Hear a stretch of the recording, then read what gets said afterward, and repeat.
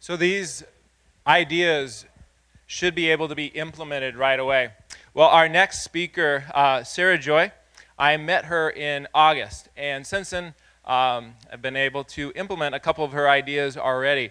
The first one was with our strategic planning for our church. Our church has been going through a season of looking at the vision, and because of Sara Joy's influence, we've been, at least myself and hopefully more of our team, are able to see the power of the place of our church in our neighborhood, in our community, as a place of contributing to the good of those around it, the building itself and our location, in addition to the people. So we've been able to think through that.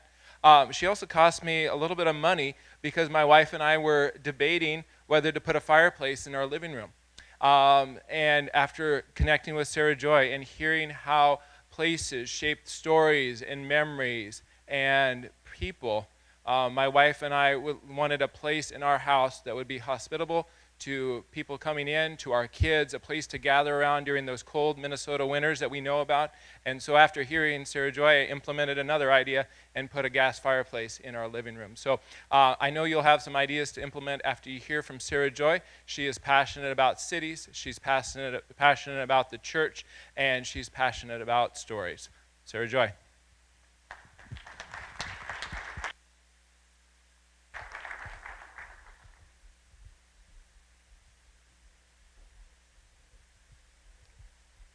Do you have a favorite place in your neighborhood? A public space where you love to spend time?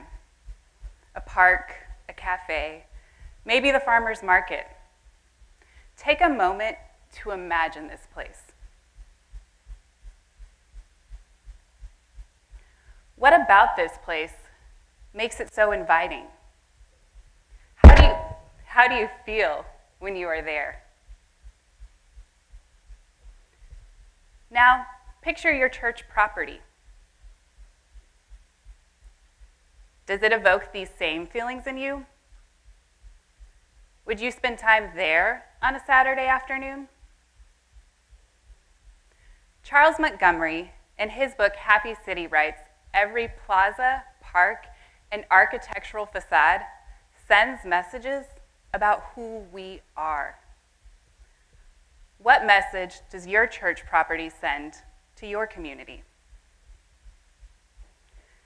Not long ago, I went out on a walk to observe all the churches in my neighborhood. I was shocked to discover that there were over 20 places of worship within a single-mile radius of my home. Churches alone might constitute the single largest group of landowners in my community. Unfortunately, I also saw that so many of these churches were missing out on an amazing opportunity to show the love of Jesus to the community. Your church property is one of your greatest resources for being the hands and feet of Jesus in your community, for pursuing community partnerships, and for affirming the health and the dignity of the people living there. But all too often, this truth is missed. And church properties almost seem to neglect the neighborhood. What do I mean by this? I know that you are all familiar with these sites.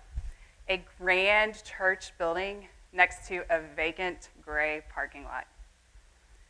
Beautiful stained glass entryways surrounded by empty green lawns. A kid's playground locked and gated from public access. From all outside appearances, there is little to suggest to the broader community.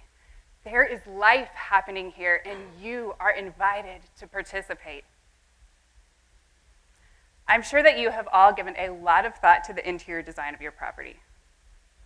But have you thought much about the exterior spaces? Those are sacred spaces too. How is the inviting love of Jesus being extended beyond your front doors? Across our cities, there are thousands of underutilized public spaces, the spaces between buildings, sidewalks, front yards, side yards, alleyways, even parking lots. And every single one of these spaces has the power to diminish or promote human flourishing. But we fail to recognize that these spaces are public. And moreover, we fail to recognize these spaces are powerful. Sacred space is public space, and your church property is one of your greatest tangible resources to be in the mission field of your neighborhood. I want to expand your vision of 3 of the most commonly undervalued spaces on church properties. First, let's consider that underutilized church parking lot. Since the age of the automobile, we have designed our cities for cars. And to accommodate our cars, we have built countless parking lots. Donald Shoup, an urban planning expert on parking, calculates that there are 8 parking spaces per car in the United States.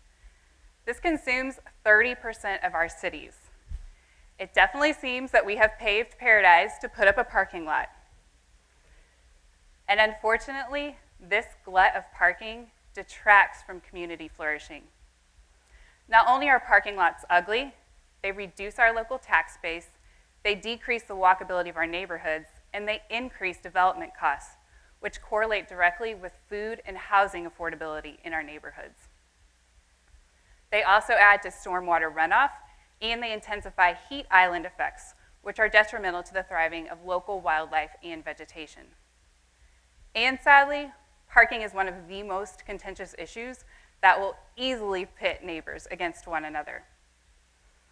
Church properties are no outliers to these realities, and their parking lots often sit vacant for 80% of the week. So how can you transform this vacant space into good public space? Share it with a neighborhood. Demands for parking in urban areas are high. Are there local residents or businesses who could rent parking spaces from you during the week? Get to know the local developers. Perhaps a new development could benefit from collaborative parking with your church. This means that you will actually need to know local businesses and residents well enough to understand parking needs. And I guarantee you that managing parking amongst multiple parties will help you get to know each other real fast. Then consider using that parking lot rental income to plant more street trees or add better pedestrian lighting. Implement safer crosswalks or spruce up the bus stop that sits at the corner of your block. Or, when your parking lot isn't in use, open it up as a neighborhood basketball court or a skate park or host an affordable farmer's market. What else could you see in your context? There are so many creative things you can do, even with a parking lot. Your parking lot has the power to build relationships and to contribute to the good of your community. But you must share this sacred space as public space to realize its value. Next, let's consider that church playground, the one that's locked and gated from public access. Maybe it's because you fear those rusty old swings are more of a hazard than a haven for young children. Unfortunately, our children are also suffering the hazards that result from a lack of outdoor play. The National Parks and Recreation Association estimates that children today spend just 4 to 7 minutes a day engaged in outdoor play, in contrast with 7 hours in front of electronic media.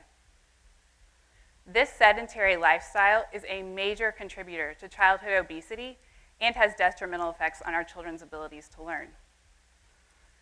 Outdoor play is a critical component of childhood development, and playgrounds are important venues that encourage childhood curiosity and imagination, physical activity, and the development of social skills, all of which translate into better classroom engagement.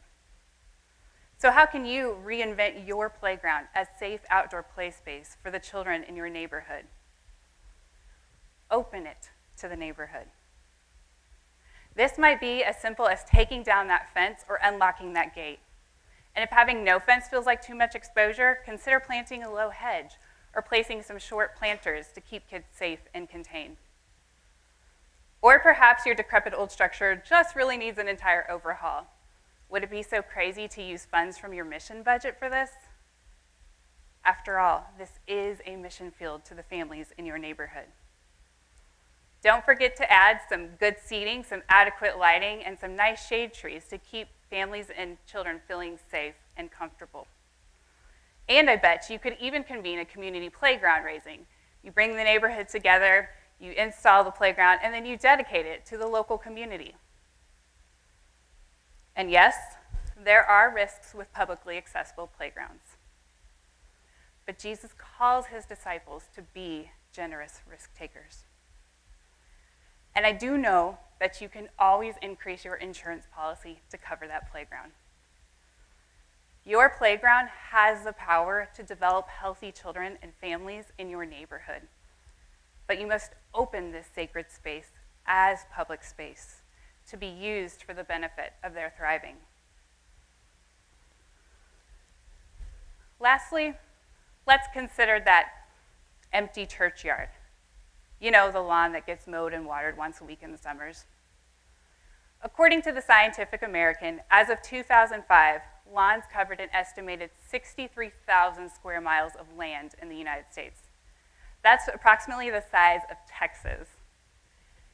And they estimate that these lawns consume what equates to 200 gallons of drinking water per person per day. We spend a significant amount of our time, money, and natural resources cultivating something that provides little nourishment to our community. This reality is even more conflicting in the light of the food deserts that exist in our country. Food deserts are areas where residents lack easy access to healthy food because they don't live within close proximity to a full-service grocery store. The Minneapolis Star-Tribune recently reported that 350,000 Minnesotans live in a food desert. And 1.6 million Minnesotans, that's roughly a third of our state's population, lack easy access to healthy foods. So how can you use your churchyard to tackle these community issues? Cultivate it with a neighborhood.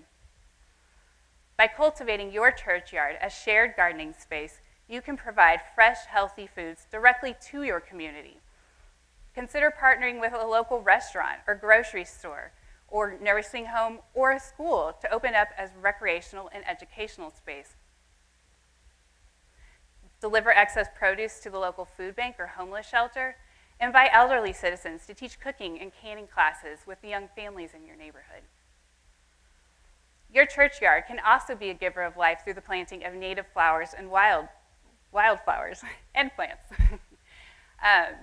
These plants reduce stormwater runoff, and they provide the necessary habitat for birds, bees, and insects, all of which are critical contributors to our creation. Add some movable chairs, some game tables, some white twinkle lights, and you've just created an outdoor gathering space for your community. Your churchyard has the power to fight community hunger and to add beauty and restoration to all of creation. But you must cultivate this sacred space as public space to realize this. In conclusion, I would like to tell you about a sacred space that is dear to my heart. For a year of my life, I lived in the coastal desert of northern Peru. In all truth, it was a desolate place. Barren sand stretched for miles. Gardens were few because water was scarce and expensive. On Sunday mornings, stepping from my taxi, I would step onto dirty, sandy streets lined with broken bottles and empty food wrappers. Stray dogs wandered amidst half-built homes of cinder block and sheet metal. But there, amid this brokenness, the church building stood like a beacon of life. It boasted ornately carved wood doors, beautiful mahogany wood beams. Outside, there was a public courtyard that teemed with flowers and greenery. This church radiated the love of Jesus to the community by being a haven of beauty and rest, and a place where dirt and decay were the norm. The vision of this church was to affirm the dignity of the people living there by making visible the hope and restoration of Jesus Christ. And every Sunday, it made my heart sing. So whether your context is Peru or Minnesota, I believe that your church property is ripe with opportunity to express the love of Jesus to your neighborhood. The resources are already yours. Open your eyes to their power and their potential. Sacred space is public space. Imagine with me, if you will, one last time. The vision of redeemed Israel. A place where public space shines with human dignity. Zechariah writes, "Old men and old women shall again sit in the streets of Jerusalem, each with staff in hand because of great age. And the city shall be full of boys and girls playing in its streets. Thus says the Lord of hosts, if it is marvelous in the sight of the remnant of this people in those days, should it not also be marvelous in my sight?" Can you imagine streets filled with old men and old women, with children playing? What a sight of human flourishing that would be. Amen. Amen. Thank you so much, Sara Joy. Your